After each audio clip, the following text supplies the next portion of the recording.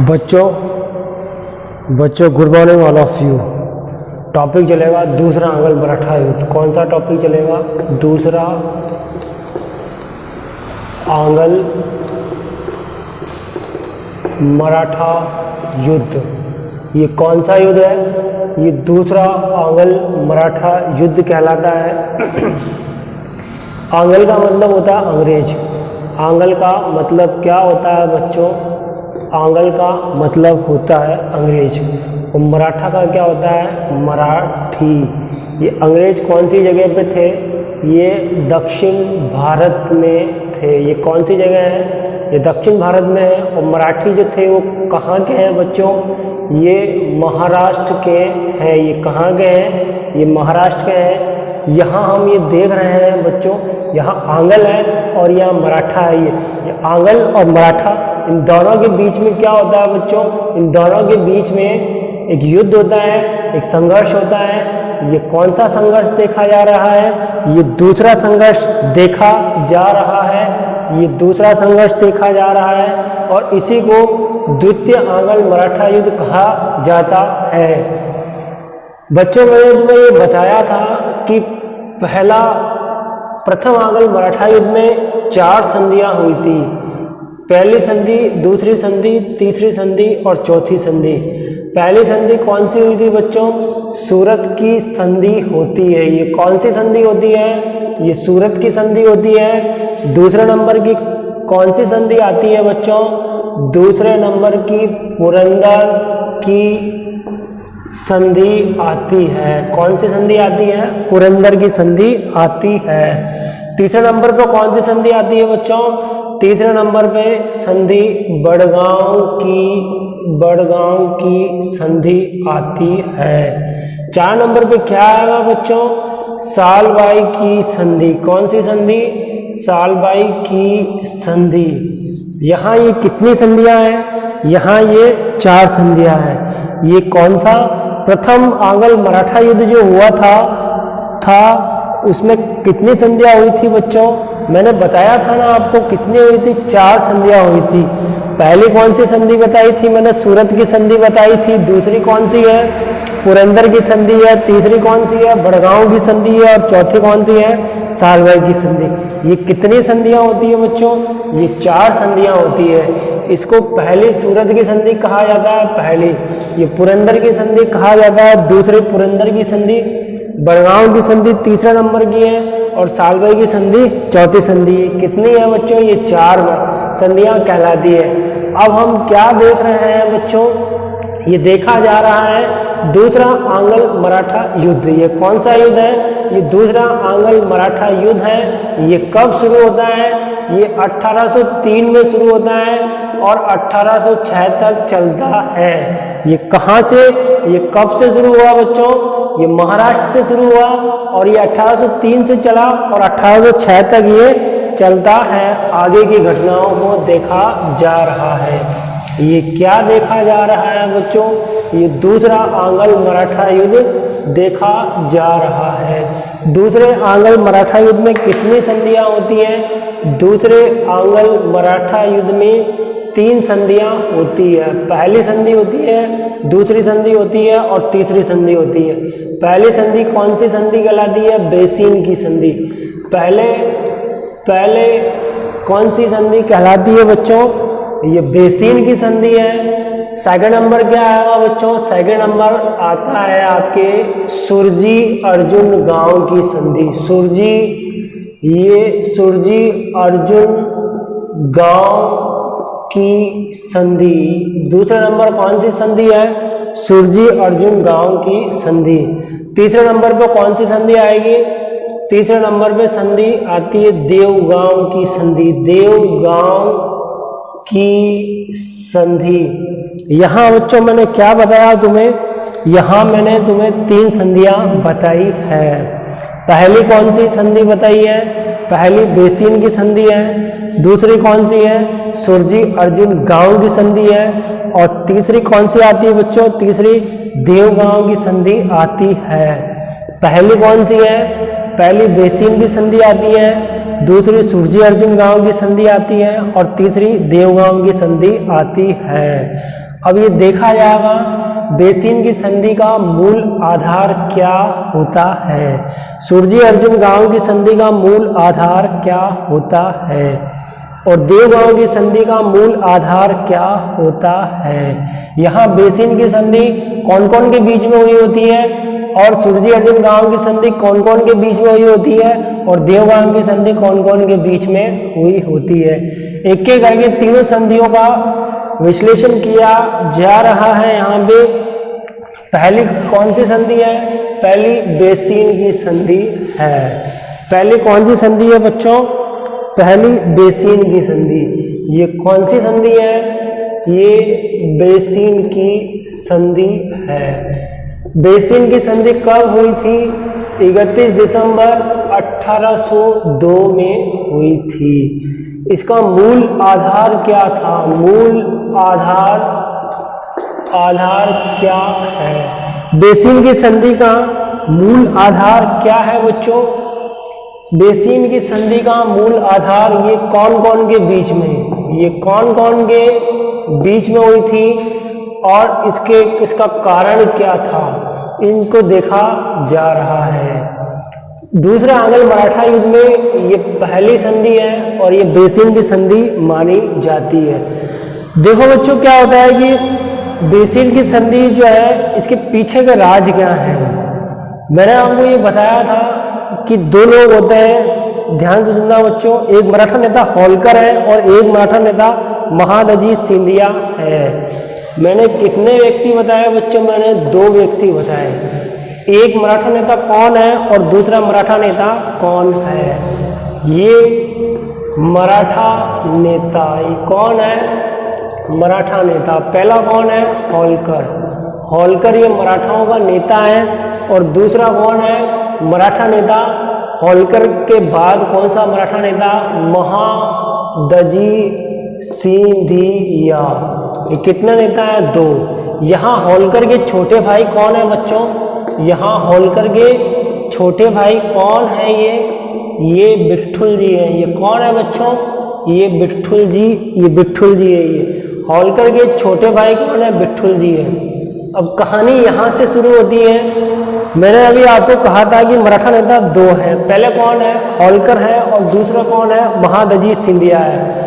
अब क्या होता है कि होलकर के छोटे भाई बिट्ठुल जी की हत्या कर दी होती है। बिट्ठुल जी की जब हत्या हो जाती है, और कौन हत्या किए होते हैं, और जब बिट्ठुल जी की हत्या कर दी होती है तो होलकर जो है गुस्से से लाल हो जाते हैं। क्या हो जाता है बच्चों? गुस्से से लाल हो जाते हैं। और महादजी सिंधिया के पास, होलकर महादजी सिंधिया के पास में जाते हैं। दोनों भाई मिलकर क्या करते हैं कि हमारे छोटे भाई बिट्ठुल जी की हत्या हो गई थी। पूरे मराठा साम्राज्य में क्या होता है, ये अफरा तफरी फैल जाती है। ये क्या अफरा तफरी फैल जाती है कि बिट्ठुल जी की कोई हत्या करके चला गया, बिट्ठुल जी का कत्ल हो गया। जब ये घटना पूरे मराठा साम्राज्य में ये घटना फैल जाती है और बाद में जब ये पता लगता है कि बिट्ठुल जी की हत्या करने वाला गुनहगार कौन है, वो कौन है बच्चों? वो पेशवा है। वो कौन है? ये जो पेशवा जो है ये गुनहगार है। ये पेशवा कौन है? ये बाजीराव सेकंड है। ये बाजीराव सेकंड। इस बाजीराव सेकंड ने ये क्या किए होता है? बाजीराव सेकंड ने धोखे से कौन की हत्या कर दी है? इस बिट्ठुल जी की हत्या कर दी है। और जब धोखे से बिट्ठुल जी की हत्या कर दी होते हैं तो ये होलकर क्या करते हैं? ये महादजी सिंधिया के पास में जाते हैं। ये दोनों मिलकर कौन पर हमला करेंगे? बाजीराव सेकंड पर हमला किया जाता है। यहाँ बाजीराव सेकंड पर जब हमला हुआ होता है तो बाजीराव सेकंड यहाँ से भागकर अंग्रेजों के पास में दौड़े कौन के पास में चले जाता है? ये अंग्रेजों के पास में चले जाते हैं। और बाजीराव सेकंड अंग्रेजों के पास में चले जाते हैं। ये घबरा जाते हैं, ये डर जाते हैं और डर के मारे ये क्या करते हैं? अंग्रेजों के संरक्षण में चले जाते हैं। अंग्रेजों के संरक्षण में चले गए, अंग्रेजों के साथ एक संधि कर लिए होते हैं। और उसी संधि को कौन सी संधि कहा जाता है इतिहास में बच्चों?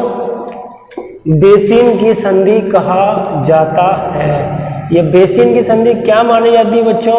ये वेरी इंपॉर्टेंट मानी जाती है। वेरी इंपॉर्टेंट मानी जाती है। ये कई बार यूनिवर्सिटी एग्जाम में ये प्रश्न पूछा गया है और पूछ लिया जाता है। ये 50 शब्दों में न्यूटैब में भी कई बार ये क्वेश्चन पूछा गया है। बेसिन की संधि क्यों इंपॉर्टेंट मानी जाती है? तो बेसिन की संधि कौन कौन के बीच में हुई होती है बच्चों? ये दो लोगों के बीच में होता है। एक कौन है? ये मराठा जो पेशवा बाजीराव सेकंड है, और अंग्रेजों के बीच में ये संधि हुई थी। ये कौन के बीच में हुई? पेशवा बाजीराव सेकंड और अंग्रेजों के बीच में कौन सी संधि हुई थी? बेसिन की संधि होती है। कब होती है? ये 31 दिसंबर 1802 में हुई थी। ये कब हुई थी? 31 दिसंबर 1802 में। इस बेसिन की संधि का मूल कारण क्या होता है? इस बेसिन की संधि का मूल आधार क्या है? आधार ये होता है कि मराठा नेता होलकर के छोटे भाई विट्ठल जी की क्या कर दिए होते हैं? बाजीराव सेकंड हत्या कर दिए होते हैं। बाजीराव सेकंड इनकी हत्या कर दिए होते हैं। और बाद में जब ये दोनों हमला करने बाजीराव सेकंड पर हमला करने जाते हैं, तो बाजीराव सेकंड पर जब हमला करने के लिए होलकर और कौन महादाजी सिंधिया आ रहे होते हैं, तो बाजीराव सेकंड यहाँ से घबरा जाते हैं, डर जाते हैं, और डर के मारे ये कहाँ जाते हैं बच्चों? ये बाजीराव सेकंड अंग्रेजों की शरण में चले जाते हैं, और वहां जाके ये कौन सी संधि कर लेते हैं? ये बेसिन की संधि कर ली होती है, और वेरी वेरी इंपॉर्टेंट मानी जाती है। बेसिन की संधि की शर्तों को देखा जाएगा। अब क्या देखा जाएगा बच्चों? बेसिन की जो पहली संधि होती है, इनकी शर्तों को देखा जाएगा। बेसिन की संधि, ये कौन सी संधि है बच्चों? ये बेसिन की संधि है। ये बेसिन की संधि है। ये कब हुई थी? ये 31 दिसंबर 1802 में हुई थी। बेसिन की संधि की जो शर्तें हैं वो कौन कौन सी शर्तें हैं? तो बच्चों देखो, बेसिन की संधि बाजीराव सेकंड में और बाजीराव सेकंड है और अंग्रेजों के बीच में हुई थी।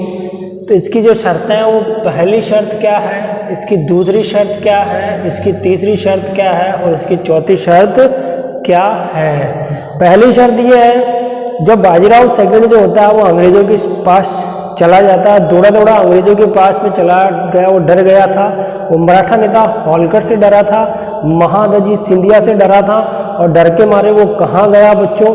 वो डरते डरते वो कहाँ पहुँचा? वो अंग्रेजों के पास में पहुँच गया है, अंग्रेजों की शरण में चला गया है, और अंग्रेजों से जगह बेसिन नामक जगह, कौन सी जगह है? बेसिन। ये कहाँ पर है? ये महाराष्ट्र में है। वहाँ जाके उनसे एक संधि कर लिए होते हैं, और संधि में क्या बातें होती है अंग्रेजों और बाजीराव सेकंड के बीच में? अंग्रेजों और बाजीराव सेकंड के बीच में चार जो इम्पोर्टेंट बात होती है वही बेसिन की संधि कहलाती है। पहली क्या बात होती है? अंग्रेज कहते हैं कि हमारे मित्र आपके मित्र, हमारे शत्रु आपके शत्रु होंगे। ये पहली शर्त है। ये कौन कह रहे हैं? ये अंग्रेज कह रहे हैं। दूसरी शर्त क्या होती है?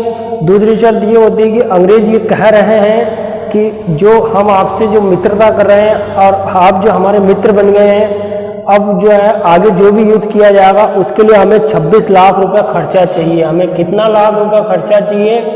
26 लाख रुपया खर्चा हमें चाहिए।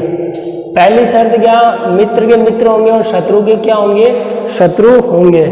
अब तीसरी जो शर्त है वो यह शर्त है तीसरी कि गुजरात के पास में बच्चों, गुजरात के पास में जगह कौन सी है? सूरत है। अब सूरत पर बाजीराव सेकंड यानी पेशवा का कोई अधिकार नहीं रहेगा। सूरत पर, गुजरात के सूरत पर पेशवा का कोई भी अधिकार नहीं रहेगा। अब चौथे नंबर पे क्या आता है बच्चों? चौथी शर्त ये थी कि हैदराबाद के जो नवाब जो थे, हैदराबाद के नवाब कौन है? निजाम नवाब है ये, और ये जो है बच्चों इनसे किसी भी प्रकार का टैक्स नहीं लिया जाएगा। हैदराबाद के निजाम से किसी भी प्रकार का टैक्स नहीं लिया जाएगा। ये चार शर्तें हैं। ये पहली शर्त क्या है? पहली शर्त मैंने आपको बताया कि मित्र का क्या होगा? मित्र होगा। पहली शर्त क्या है? अंग्रेज ये कह रहे हैं, कौन को कह रहे हैं? बाजीराव सेकंड को ये कह रहे हैं कि आपके मित्र हमारे मित्र, आपके शत्रु हमारे शत्रु। ये पहली शर्त है बच्चों। दूसरी शर्त ये होती है कि जो आगे जो भी युद्ध किए जाएंगे या भविष्य में जो युद्ध किए जाएंगे उनका खर्चा कौन देगा? बाजीराव सेकंड देगा। और कितना देगा? 26 लाख जो है वो कौन को देगा? वो अंग्रेजों को देगा। तीसरा नंबर था गुजरात। गुजरात में कौन है? यहाँ पे सूरत। गुजरात में जगह कौन सी है? ये सूरत है। अब सूरत पर बाजीराव सेकंड का कोई भी अधिकार नहीं होगा। 4 नंबर पे क्या है? हैदराबाद के कौन है नवाब? निजाम। निजाम जो है उनसे अब किसी भी प्रकार का कोई टैक्स नहीं लिया जाएगा। तो ये बेसिन की कितनी शर्तें बताई मैंने आपको बच्चों? पहली शर्त मैंने आपको ये बताई, दूसरी शर्त 26 लाख रुपए होती है, तीसरी शर्त गुजरात का सूरत शहर होता है, और चौथी शर्त हैदराबाद के निजाम से टैक्स नहीं लिया जाता। ये कितनी शर्तें हैं? ये 4 शर्तें हैं बच्चों। बेसिन की संधि के आगे की घटनाओं को देखा जाएगा। अब क्या देख रहे हैं हम? ये कौन सा युद्ध चल रहा है बच्चों? ये दूसरा आंग्ल मराठा युद्ध चल रहा है। ये कौन सा युद्ध चल रहा है? ये दूसरा आंग्ल मराठा, दूसरा आंग्ल मराठा, दूसरा आंग्ल मराठा मराठा युद्ध। ये दूसरा आंग्ल मराठा युद्ध है। दूसरा आंग्ल मराठा युद्ध कब से शुरू हो गया? 1803 से ये शुरू होता है और 1806 तक ये कहलाता है। दूसरे आंग्ल मराठा युद्ध में कितनी संधियां हुई थी बच्चों? दूसरे आंग्ल मराठा युद्ध में 3 संधियां होती है। ये पहली संधि मैंने आपको क्या बताई? पहली संधि बेसिन की संधि। ये कौन सी संधि है? ये बेसिन की संधि है। ये कब हुई थी? ये 31 दिसंबर 1802 में होती है। दूसरी संधि कौन सी है? सुरजी अर्जुन, सुरजी अर्जुन गांव की संधि। ये कौन सी संधि है बच्चों? ये सुरजी अर्जुन गांव की संधि है। और तीसरी संधि कौन सी है? तीसरी संधि है देव गांव की संधि, देवगांव की संधि। पहली संधि बेसिन की संधि को हमने अभी देखा है। बेसिन की संधि में ये वेरी इंपॉर्टेंट मानी जाती है। बेसिन की संधि के लिए कहा जाता है डॉक्टर डॉडवेल। ये कौन कह रहे हैं बच्चों? ये डॉक्टर डॉडवेल कह रहे हैं कि जब बाजीराव सेकंड जो था वो अंग्रेजों के संरक्षण में चला गया था, अंग्रेजों के सामने उसने आत्मसमर्पण कर दिया था, सरेंडर कर दिया था, और जो है मराठा स्वशासन के नाम पर उसने एक नाम पे उसने कलंक लगा दिया था। और जो उसने कलंक लगाया था, तो डॉक्टर डॉडवेल ये कहते हैं कि बेसिन की संधि से क्या होता है बच्चों?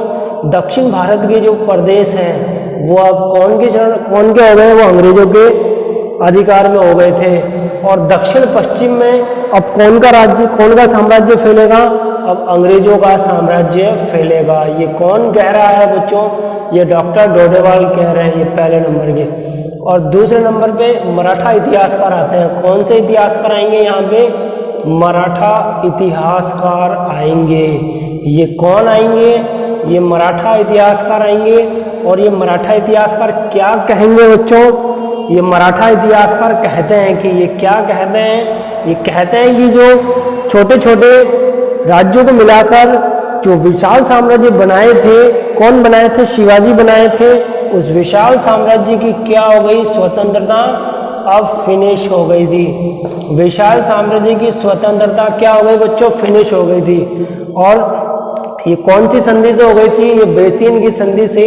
ये क्या होता है? मराठा साम्राज्य जो था वो अब विखंडित हो गया। जो एक केंद्र शासन व्यवस्थित था, जो एक शासन था, एक छत्र था, एक राजनीतिक, सामाजिक, आर्थिक और सांस्कृतिक जो इकाई था, वो इकाई अब क्या होती है बच्चों?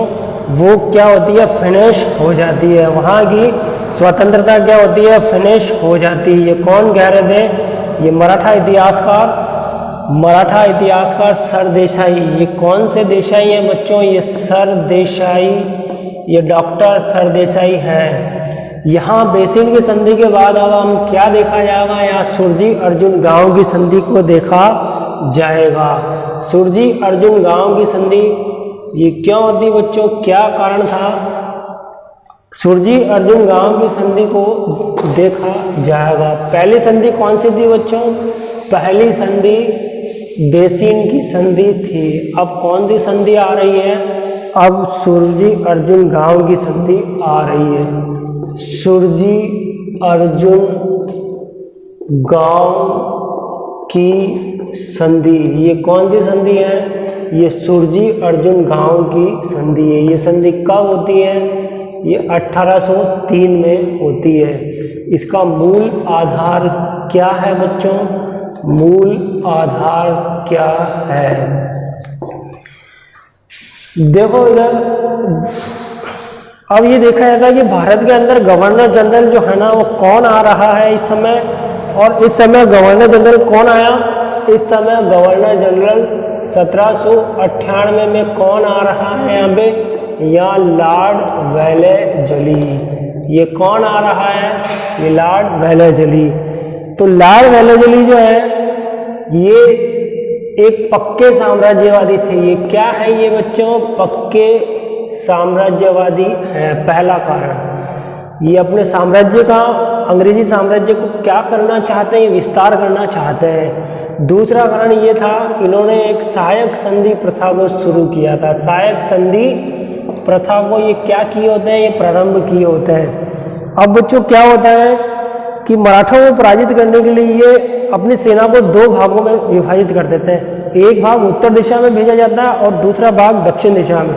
इंडिया के उत्तर दिशा में एक सेना का नेतृत्व करने वाले एक जनरल थे और दक्षिण दिशा में जाने वाले दूसरे जनरल थे। कितने व्यक्ति हैं यहाँ पे? कितने सेनापति है? 2 हैं बच्चों। उत्तर दिशा में जाने वाले एक हैं और दक्षिण दिशा में जाने वाले एक हैं। उत्तर दिशा में कौन जाएगा और दक्षिण दिशा में कौन जाएगा? उत्तर दिशा में जनरल लेक जाते हैं और दक्षिण दिशा में कौन जाते हैं बच्चों? आर्थर वेलेजली जाते हैं। ये सेना कौन भेज रहा है? ये सेना लॉर्ड वेलेजली भेज रहे हैं। ये सेना कौन भेज रहा है बच्चों? इस सेना लॉर्ड वेलेजली भेज रहे हैं। ये क्यों भेज रहे हैं? क्योंकि ये साम्राज्य का क्या करना चाहते हैं? ये साम्राज्य का विस्तार करना चाहते हैं। ये कौन का साम्राज्य है यहाँ पे? ये मराठा साम्राज्य है। ये यहाँ पे कौन का साम्राज्य है? ये यहाँ पर बंगाल है। यहाँ ये कौन सी जगह है बच्चों? ये बंगाल है। ये यहाँ मराठा साम्राज्य है। यह यहाँ कौन है बच्चों? ये दिल्ली का सम्राट। दिल्ली का सम्राट कौन है? यहाँ दिल्ली का सम्राट शाह आलम सेकंड है। ये कौन है? ये शाह आलम सेकंड है। ये बंगाल है। यहाँ ये मराठा साम्राज्य। मराठा नेताओं में मैंने अभी बताया था आपको, एक पहला कौन है? होलकर था और एक महादजी सिंधिया है। ये कौन सा भारत है बच्चों? यहाँ ये उत्तर भारत है। यहाँ ये कौन सा भारत है? यहाँ ये दक्षिण भारत है। अभी अभी मैंने बच्चों अभी बताया था कि गवर्नर जनरल कौन है? गवर्नर जनरल कौन है? गवर्नर जनरल कौन है? यानी गवर्नर जनरल जो है वो कौन है बच्चों?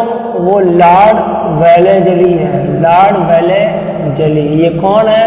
ये लॉर्ड वेलेजली है। लॉर्ड वेलेजली अपनी सेना को कितने भागों में? 2 भागों में।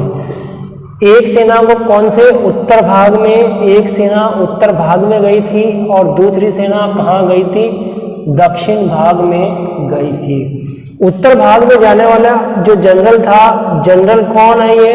ये जनरल लेक है। ये कौन है? लेक। और यहाँ कौन है? दक्षिण भारत में जाने वाले आर्थर वेलेजली है। ये कौन से जली है? ये वेलेजली है। ये वेलेजली, ये जनरल लेक है यहाँ पे और ये आर्थर वेलेजली है। एक सेना जो है बच्चों उत्तर भारत में जनरल लेक के नेतृत्व में एक सेना कहाँ जा रही है? ये उत्तर भारत में जा रही है। ये जनरल लेक जो है वो सेना लेके कहाँ जा रहे हैं बच्चों? ये उत्तर भारत में जा रहे हैं। ये कौन सी जगह जा रहे हैं? उत्तर भारत में जा रहे हैं। और दूसरी सेना दक्षिण भारत से एक सेना यहाँ से आ रही है। एक सेना कहाँ जा रही है? दक्षिण भारत में जा रही है। पहली सेना कौन के? जनरल लेक के नेतृत्व में एक सेना उत्तर भारत की तरफ जा रही है और आर्थर वेलेजली जो है वो सेना लेके कहाँ आ रहे हैं?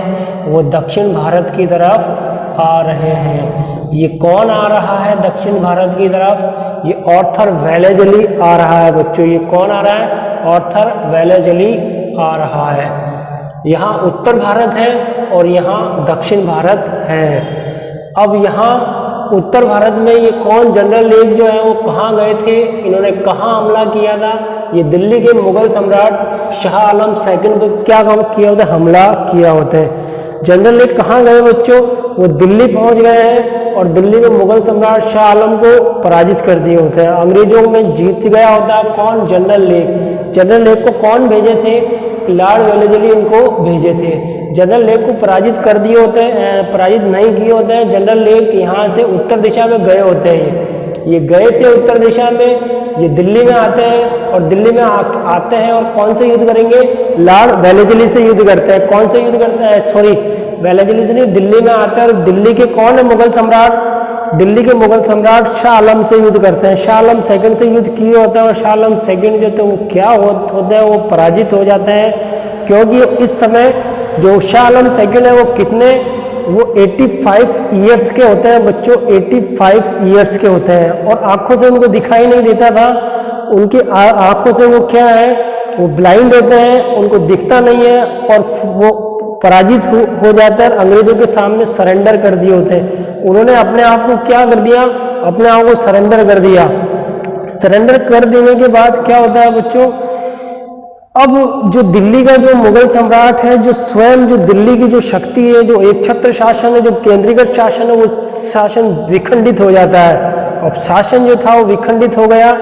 अब जब यहाँ ये स्थिति हो गई, यहाँ पास में क्या है बच्चों? ये राजस्थान है। यहाँ पे राजस्थान में ये कौन सी जगह है? भरतपुर। ये भरतपुर जिला है और भरतपुर जिले में महल बना होता है, दुर्ग बना होता है। दुर्ग को कौन घेर लिया? जनरल लेक दिल्ली से आगे बढ़ के कहाँ आते हैं? ये भरतपुर में आते हैं और भरतपुर में यहाँ जो दुर्ग है, इस दुर्ग को क्या कर लिए होते हैं? ये चारों तरफ से घेर लिया होता है। इस दुर्ग को घेर लिया था। यहाँ जाटों का राजा होता है भरतपुर में, भरतपुर के जाटों का राजा और जनरल लेक में क्या होता है? निरंतर संघर्ष होता है। और निरंतर संघर्ष में क्या होते हैं? जनरल लेक पहले तो क्या कर लिए होते हैं? अपने आप को सरेंडर कर दिए होते हैं, पराजित हुए होते हैं। ये कौन सी घटना है? ये उत्तर भारत की घटना को देखा जा रहा है बच्चों। ये उत्तर भारत की घटना को देखा जा रहा था। अब दक्षिण भारत की घटनाओं को देखा जाएगा। दक्षिण भारत में कौन है? Arthur Wellesley. ये कौन सा वेलेजली है? ये आर्थर वेलेजली है। आर्थर वेलेजली सबसे पहले कौन सी जगह आते हैं? ये अहमदनगर आते हैं। ये कौन सा नगर है बच्चों? ये अहमदनगर है।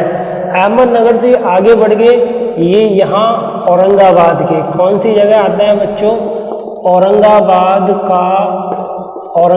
का आसिया। ये गांव कौन सा है? ये आसिया गांव है। यहाँ ये आसिया गांव में आता है और यहाँ पे आर्थर वेलेजली और मराठों के बीच क्या होता है? युद्ध होता है। यहाँ मराठा जो सेनापति वो कौन है बच्चों? यहाँ पे औसिया गांव में मराठा सेनापति कौन है? मराठा नेता महादजी सिंधिया है। ये मराठा नेता कौन है? ये महादजी सिंधिया है। यहाँ दक्षिण भारत में हम देख रहे हैं अहमदनगर कौन आए थे?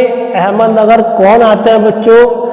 आर्थर वेलेजली आते हैं। कौन आ रहे हैं यहाँ पे? आर्थर वेलेजली आ रहे हैं। आर्थर वेलेजली कौन है? ये लॉर्ड वेलेजली के छोटे भाई है। इनके क्या है? ये जो है ये इनके छोटे भाई हैं। ये छोटे भाई आर्थर वेलेजली ये सेना लेके कहाँ? अहमदनगर आए होते हैं। यहाँ से ये कौन सी जगह आ रहे हैं? ये यहाँ से ओसिया गांव के, औरंगाबाद का कौन सा गांव है? ओसिया गांव। यहाँ ये पहुँचे हैं यहाँ पे और यहाँ मराठों को क्या किए होते हैं? महादजी सिंधिया यहाँ पे पराजित हुए होते हैं। महादजी सिंधिया यहाँ पराजित हुए होते हैं और यहाँ एक संधि होती है और इसी संधि को क्या कहते हैं बच्चों? इसी संधि को क्या कहा जाता है? सुरजी अर्जुन गांव की संधि कहते हैं। ये कौन सी संधि है यहाँ पे? ये सुरजी अर्जुन।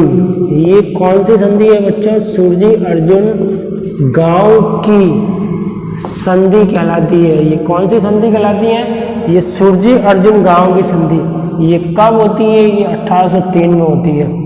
और इस संधि की शर्तें क्या क्या है कि एक दूसरे के मित्र होंगे, अंग्रेजों के मित्र तुम्हारे मित्र होंगे और अंग्रेजों के शत्रु तुम्हारे शत्रु होंगे। और जो है एक यहाँ जो जगह जो है ये अहमदनगर है और महाराष्ट्र के अंदर जो जगह है यहाँ क्या रखी जाएगी? एक रेजिडेंट को रखा जाएगा। रेजिडेंट का मतलब क्या होता है?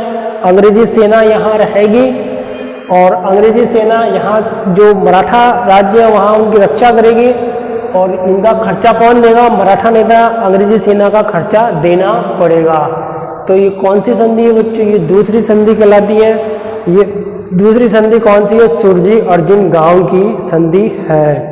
सुरजी अर्जुन गांव की संधि में देखा जा रहा है, हम ये देख रहे हैं कि यहाँ ये जो है उत्तर भारत में कौन जा रहा है, दक्षिण भारत में कौन आ रहा है, इन चीज़ों को हमने अभी देखा। दो जो है एक जनरल लेक होते हैं, एक ऑर्थर वेलेजली होते हैं। अब तीसरी संधि को देखा जाएगा। अब क्या देखा जाएगा बच्चों? अब तीसरी संधि कौन सी है? देवगांव की संधि आती है। तो ये कौन सा युद्ध चल रहा है बच्चों? ये आंग्ल मराठा युद्ध चल रहा है। ये आंग्ल मराठा युद्ध में ये कौन सा युद्ध है? ये दूसरा आंग्ल मराठा युद्ध है। ये दूसरा आंग्ल मराठा युद्ध है। ये कौन सा युद्ध है? ये दूसरा आंग्ल मराठा युद्ध है।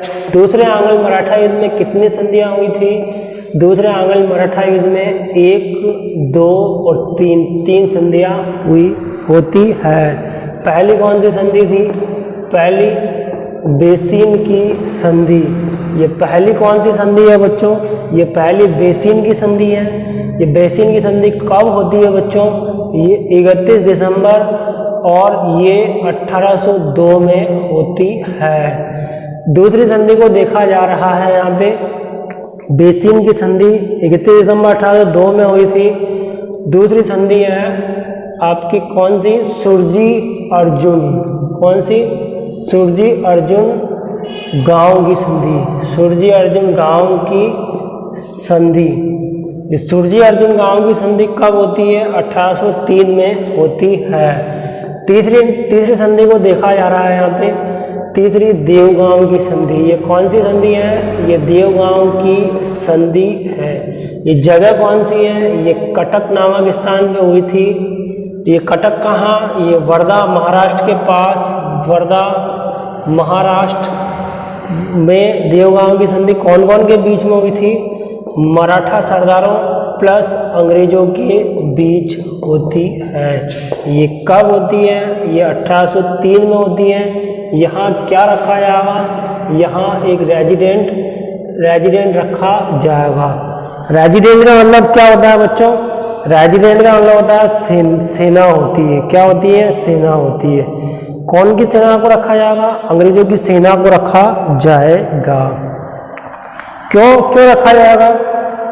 तो ऐसा होता है कि बच्चों होता क्या है कि मराठा सरदार जो थे वो गांव कौन सा है? देवगांव है। ये जगह देवगांव है, महाराष्ट्र के अंदर है। यहाँ मराठा सरदार पराजित हो जाते हैं और पराजित होने के बाद अंग्रेजों की शरण में चले जाते हैं, सरेंडर कर दिए होते हैं। और सरेंडर कर देने के बाद जो अंग्रेज जो शर्त रखते हैं वो शर्तों को मानना पड़ता है। अब ये शर्तों को मानेंगे। अंग्रेज कहते हैं कि हमारे मित्र आपके मित्र होंगे, तो ये लोग कहते हैं, मराठा नेता कहते हैं कि हाँ जी, जो आपके मित्र है वो हमारे मित्र हैं। फिर अंग्रेज कहते हैं कि हमारे शत्रु जो है वो आपके शत्रु होंगे। फिर मराठा नेता कहते हैं हाँ, जो आपके शत्रु वो हमारे शत्रु है। फिर वो कहते हैं कि आपके राज्य में कभी कोई पड़ोसी राज्य हमला ना कर दे, कोई विदेशी शक्ति हमला ना कर दे। इसके लिए क्या रखना होगा? इसके लिए हमारे अंग्रेज सैनिक आपके राज्य की क्या करेंगे? रक्षा करेंगे। और वो आपके यहाँ देवगांव में, आपके मराठा साम्राज्य में यहीं रहेंगे, आप लोगों की रक्षा करेंगे। लेकिन आपको क्या करना होगा? आपको खर्चा देना पड़ेगा। और वो खर्चा कौन देगा? वो मराठा सरदार देंगे। वो कौन को देंगे? वो अंग्रेजों को देंगे। तो इस तरह ये जो है सारे मराठा जो नेता जो थे वो किसी जमाने में मराठा स्वशासन इनका लक्ष्य हुआ करता था बच्चों, वही मराठा साम्राज्य आज जो है, आज मराठा साम्राज्य की स्वतंत्रता छिन्न हो गई है। आज मराठा साम्राज्य विखंडित हो गया, ये टुकड़ों में बढ़ गया, एकता की कमी हो गई थी और इनमें जो है एकता की कमी हो गई थी, परस्पर जो आपसी प्रेम भाईचारा जो था वो समाप्त हो गया था। जहां शिवाजी ने छोटे छोटे राज्यों को मिलाकर एक विशाल मराठा साम्राज्य बनाया था, वही आज छोटा छोटा जो साम्राज्य जो था वो छोटा छोटा बन के छोटा ही साम्राज्य रह गया था। जहाँ तक ये डोडेबॉल ने ये कहा था कि दक्षिण और दक्षिण पश्चिम के प्रदेश जो थे वो अब कौन के संरक्षण में चले गए, वो अब अंग्रेजों के संरक्षण में चले गए थे। और जहाँ हम देख रहे हैं कि मराठा इतिहासकार सरदेसाई ने ये कहा था, सरदेसाई ने ये कहा था कि अब जो शिवाजी ने जो स्वतंत्रता मराठा साम्राज्य में स्थापित की थी, वो मराठा साम्राज्य की जो स्वतंत्रता थी, वो मराठा साम्राज्य की स्वतंत्रता अब क्या हो गई बच्चों, वो फिनिश हो गई है। अब ये कौन कहते ये मराठा, ये स्वयं मराठा इतिहासकार सरदेसाई कहे थे कि जो स्वतंत्र जो फ्रीडम जो था बच्चों, जो फ्रीडम था वो फ्रीडम क्या हो गया, अब फिनिश हो गया था। तो ये क्या चल रहा है बच्चों, ये दूसरा आंग्ल मराठा युद्ध देखा जा रहा था।